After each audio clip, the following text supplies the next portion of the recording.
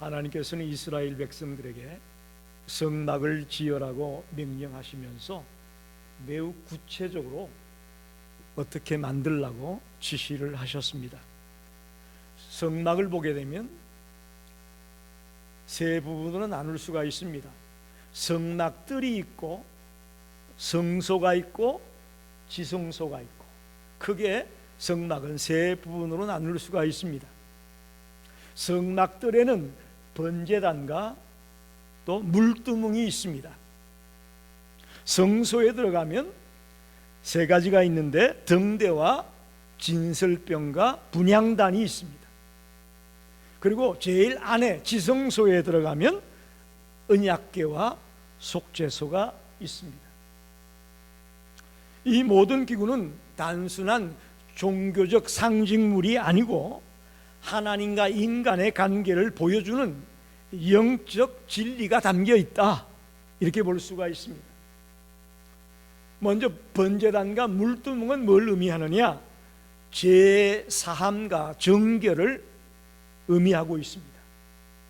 하나님 앞에 나아가기 위해서는 제사함을 받아야 되고 정결해져야 된다는 것을 의미하고 있죠. 등대와 진설병과 분향단은 뭘 말하느냐? 하나님과의 교제를 말합니다. 우리 인생들이 이 땅을 살아가면서 끊임없이 하나님과 교제하며 살아야 된다는 것을 말하고 있습니다. 제일 안쪽에 있는 지성소에는 언약궤와 속죄소가 있는데, 이것은 뭘 말하느냐? 하나님의 임재를 보여주고 있습니다. 하나님이 우리 가운데 같이 거하신다는 것을 보여주는 메시지가 담겨 있습니다. 오늘 특별히 분향단을 가지고 은혜를 나누려고 합니다. 분향단은 기도를 상징한다고 말할 수 있습니다. 이 향이 피어오르잖아요. 이 향이 피어올라서 하늘로 올라가는 느낌을 이제 우리가 기도할 때에 우리의 기도가 하나님 앞에 상달되어지는 것을 내포하고 있다고 볼 수 있습니다. 성경은 여러 곳에서 기도를 향과 비유해서 말하고 있습니다. 시편 141편 2절에 보니까 나의 기도가 주의 앞에 분향함과 같이 되며, 그렇게 말하죠. 기도를 향을 분향하는 것과 같이 묘사하고 있습니다. 요한계시록 5장 8절에도 그 두루마리를 취하심에 네 생물과 24장로들이 그 어린 양 앞에 엎드려 각각 그 문고와 향이 가득한 금 대접을 가졌으니 이 향은 성도의 기도들이라.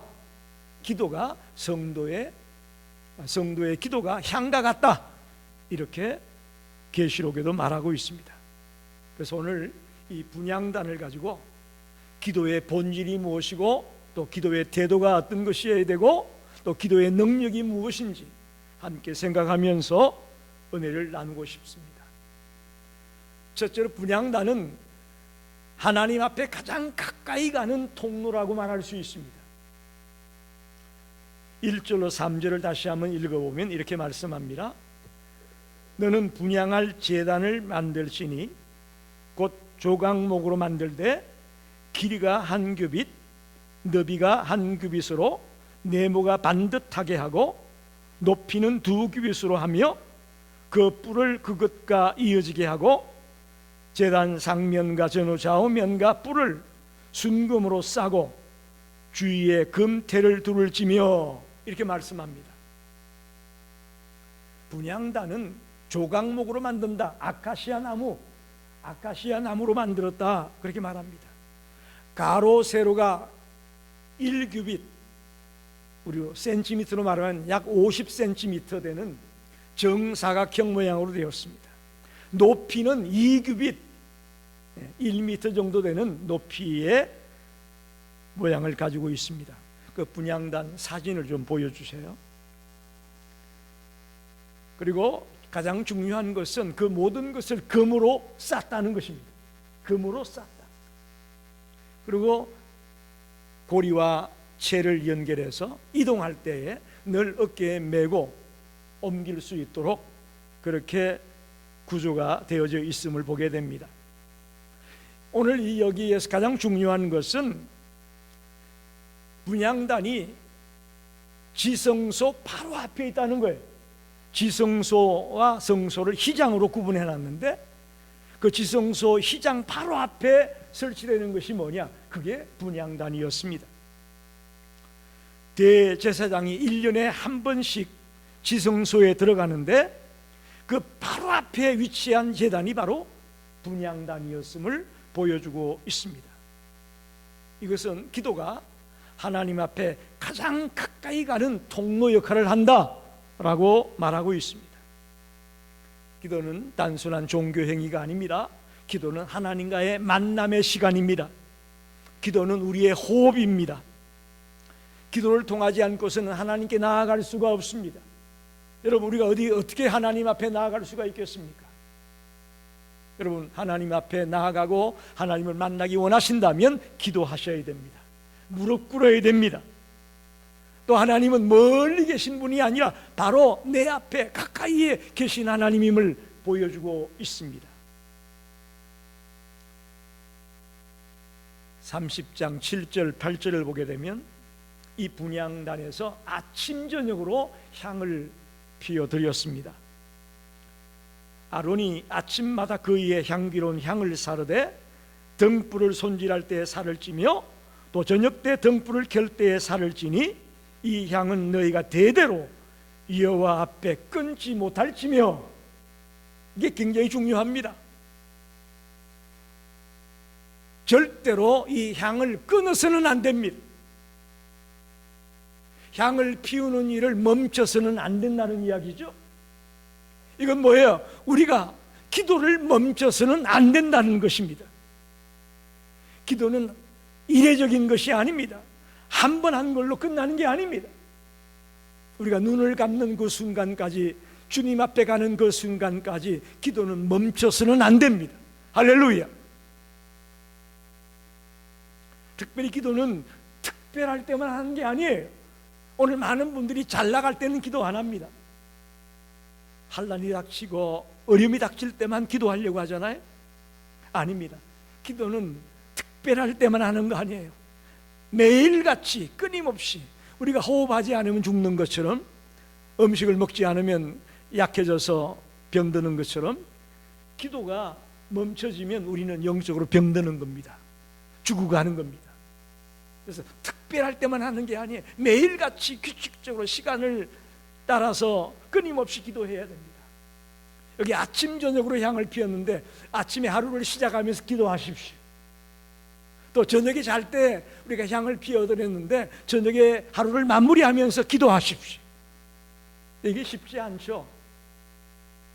이론적으로는 아는데 피곤하다 보니 그냥 기도고 뭐고 그냥 엎드려 자는 거고, 바쁘다 보니 아침에도 그냥 기도하는 둥 마는 둥 하고 출근하고 그러지 마십시오.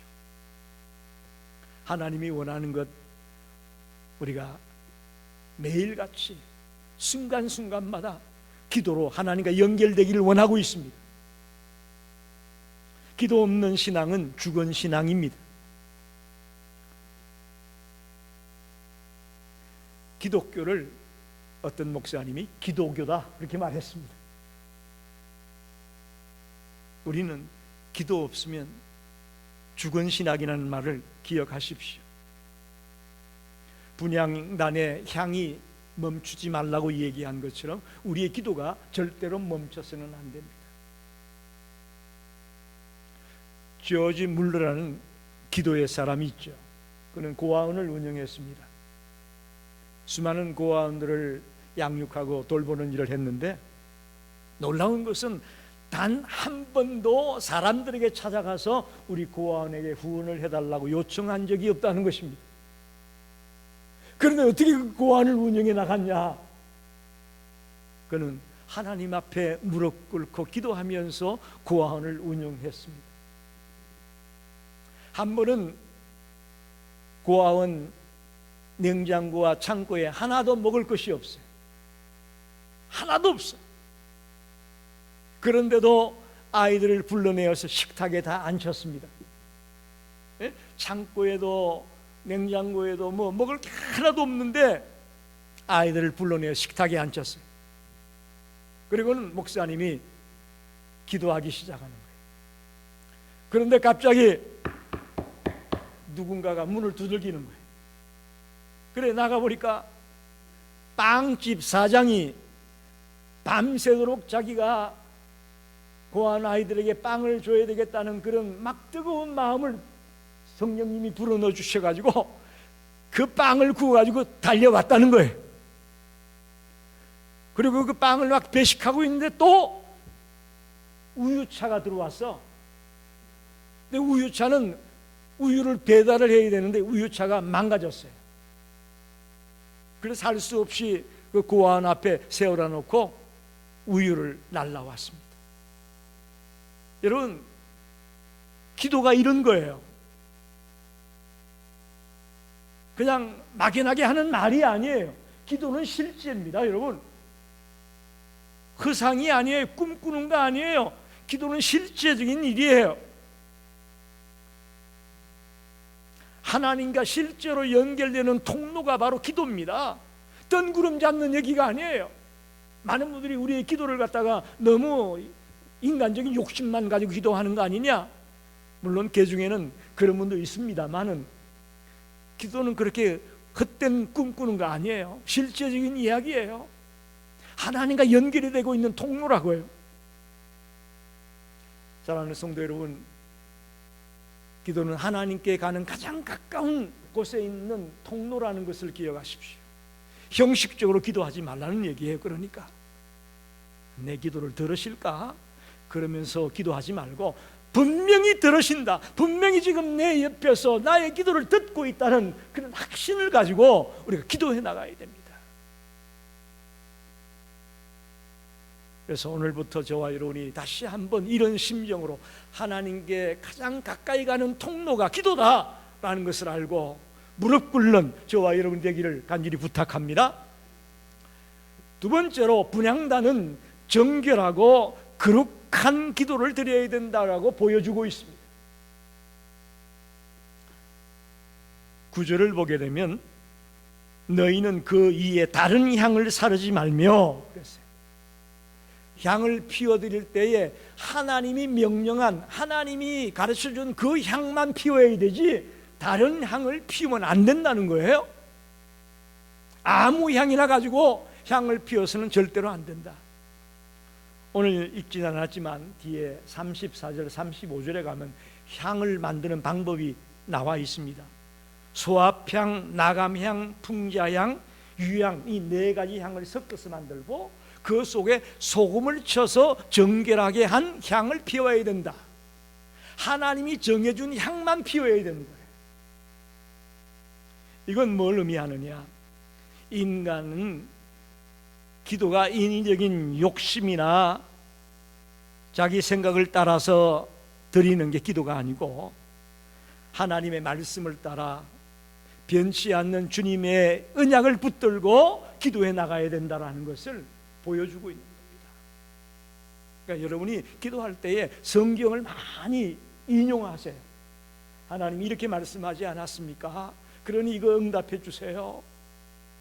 하나님 이거 도와준다고 말하지 않았습니까? 그러니 이런 것도 꼭 도와주세요. 그러니까 말씀을 많이 하는 자가 깊이 있는 기도가 가능합니다. 말씀을 모르고 내 마음과 내 생각만 가지고 기도하는 것 간혹 삼천포로 빠질 수 있습니다. 다른 향 안 됩니다. 하나님이 정해준 향만 가지고 드려야 됩니다. 더 나아가서 다른 불로 이 향을 피워서도 안 됩니다. 반드시 번제단에서, 그 성전 뜰에 있는 번제단 있지 않습니까? 거기서 번제단에서 가져온 불로 향을 피워야 된다라고 성경은 기록합니다. 레위기 10장 1절 2절 보겠습니다. 우리가 잘 아는 말씀이죠. 아론의 아들 나답과 아비후가 각기 향로를 가져다가 여호와께서 명령하시지 아니하신 다른 불을 담아 여호와 앞에 분향하였더니 불이 여호와 앞에서 나와 그들을 삼킴에 그들이 여호와 앞에서 죽은지라. 하나님이 명령하지 않은 다른 불을 가지고 향을 피우려고 하다가 나답과 아비후가 죽었다라는 사실이에요. 인간의 방법이나 인간의 생각으로 하나님의 앞에 나아가는 것은 매우 위험한 일이라는 것을 이 나답과 아비후의 사건을 통해 우리에게 분명하게 보여주고 있습니다. 기도는 형식이 아닙니다. 기도는 우리의 마음 중심을 보시는 겁니다. 우리의 말의 길이나 어떤 표현의 화려함을 보는 게 아닙니다. 어떤 분은 기도가 짧다, 기도가 길다, 뭐 또 어떤 분은 그냥 청산유수처럼 하는데 어떤 분은 또 뜨듬뜨듬하게 한다. 여러분 그런 거 상관하지 마십시오. 그래서 다들 기도 못한다고 하는 거예요. 짧아도 괜찮고 길어도 괜찮고 표현이 좋아도 좋고 뜨듬뜨듬해도 좋고, 중요한 건 뭐예요? 우리 마음의 중심이 하나님께 향해 있느냐, 그게 중요한 겁니다. 이사야서 1장 15절 이렇게 말씀합니다. 너희가 손을 펼 때에 내가 내 눈을 너희에게서 가리고 너희가 많이 기도할지라도 내가 듣지 아니하리니 이는 너희 손에 피가 가득함이라. 우리가 죄악이 가득한 상태에서 아무리 기도해도 응답이 없다는 거예요. 매우 중요한 얘기입니다. 하나님께서는 우리가 거룩한 삶과 연결된 기도를 할 때에 기뻐 받으시는 하나님임을 분명하게 보여주고 있습니다. 우리도 인간이다 보니까 기도하다 보면 내 욕심을 따라 또 내 중심적인 그런 마음을 가지고 기도할 때가 있습니다. 그러나 하나님은 그런 기도보다는 겸손하고 깨끗한 마음으로 정결한 모습으로 하나님의 말씀을 따라 부르짖는 우리의 기도를 더 기뻐하고 더 원하시는 것을 믿으시기 바랍니다. 그래서 내가 기도했는데 왜 응답이 없냐 생각해 보세요. 내가 너무 욕심을 부린 거 아니냐, 이거 내 중심적으로 기도했던 거 아니냐. 나의 기도를 한번 돌아보십시오. 하나님 분명히 기도 듣고 있습니다. 우리는 기도하면서도 혹시 내가 죄악 속에 물들어 있지는 않습니까? 입술로는 하나님을 찾지만 우리 마음은 하나님과 멀어져 있지 않습니까? 하나님은 정결한 향기를 원하십니다. 정결한 기도를 원하십니다. 저와 여러분이 거룩한 모습으로 정결한 모습으로 하나님 앞에 나가 기도할 때에 하나님 우리의 기도를 들으십니다. 더 쉽게 말하면 오늘도 제가 기도할 때 먼저 참회의 기도를 드렸습니다. 항상 주님 앞에 나가 기도할 때 나의 죄악을 주님 앞에 내어놓고 통해 자복하는 회개의 기도가 항상 먼저 있기를 바랍니다. 그럴 때에 뒤에 따라온 우리의 모든 기도 가운데 하나님의 능력이 임하고 하나님의 역사가 임할 것을 믿습니다. 회개가 빠진 상태에서 아무리 좋은 것, 아무리 좋은 말로 아뢰어도 하나님은 시큰둥합니다. 정결하지 못한 상태에서, 죄가 있는 상태에서 외치는 것 하나님 별로 달가워하지 않습니다. 하나님이 기뻐하시는 향기로운 기도를 우리가 드리게 되기를 축원합니다. 마지막으로 분향단은 중보자 예수의 공로를 의지하는 기도임을 보여주고 있습니다. 30장 10절을 보면 이렇게 말씀합니다. 아론이 1년에 한 번씩 이 향단 뿔을 위하여 속죄하되 속죄제의 피로 1년에 한 번씩 대대로 속죄할지니라. 이 제단은 여호와께 지극히 거룩하니라. 여기 매우 중요한 사실이 나와 있습니다. 아론이 1년에 한 번 대속죄일에 속죄제의 피를 가지고 이 분향단 뿔에, 네 기퉁에 뿔이 있었지 않습니까? 뿔에다 바르게 되어 있다는 사실입니다. 이건 무슨 의미냐? 기도는 우리의 의로 드려지는 것이 아니라 속죄의 은혜로 드려질 수 있다는 거예요. 우리가 항상 기도할 때 마지막에 뭘 얘기하죠? 예수님의 이름으로 기도하였습니다. 할렐루야. 이게 왜 중요하냐? 내 의로 하나님 앞에 우리가 못 나아갑니다. 우리 추하고 냄새나고 더러워요. 어느 누구도 하나님 앞에 내가 의롭게 나아갈 수 없어요. 그런데도 나아갈 수 있는 이유는 예수님의 보혈의 공로로, 예수님의 십자가의 보혈로 하나님 앞에 우리가 나아갈 수 있게 된 거잖아요. 그래서 우리는 기도할 때 항상 예수님의 이름으로 기도하였습니다. 한 분은 처음 집사님이 되신 분이 대표 기도에 나와서 기도를 하시다가 열심히 준비했지만 얼마나 긴장이 됐겠어요. 막 어떻게 했는지 모르게 막 기도를 했는데 끝마무리를 지어야 되는데 예수님의 이름으로 기도하였습니다, 아멘을 해야 되는데 그걸 못하는 거예요. 그러니까 앞에 있던 장로님 한 분이 예수님의 이름으로 기도하였습니다, 그랬더니 교인들이 아멘 그러고 기도가 끝났어요.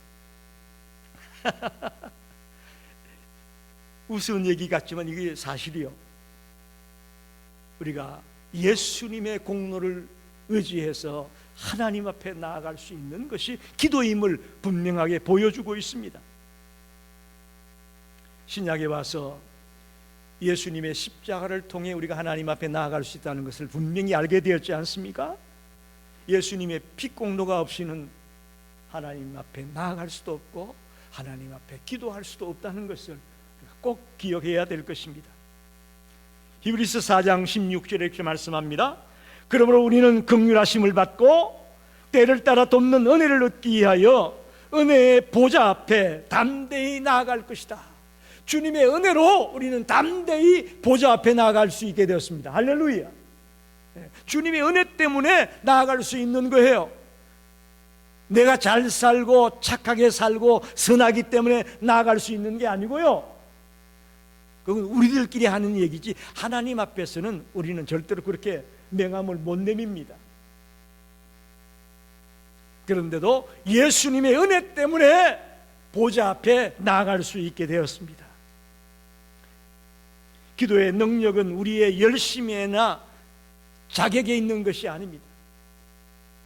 오직 예수님의 십자가의 보혈의 공로에 달려 있음을 믿으시기 바랍니다. 그래서 맨날 기도할 때마다 십자가를 의지하며 주님 앞에 나아가고 또 주님 앞에 호소하는 우리가 되기를 바랍니다. 종교개혁자 마틴 루터는 죄 때문에 고민을 많이 했던 사람입니다.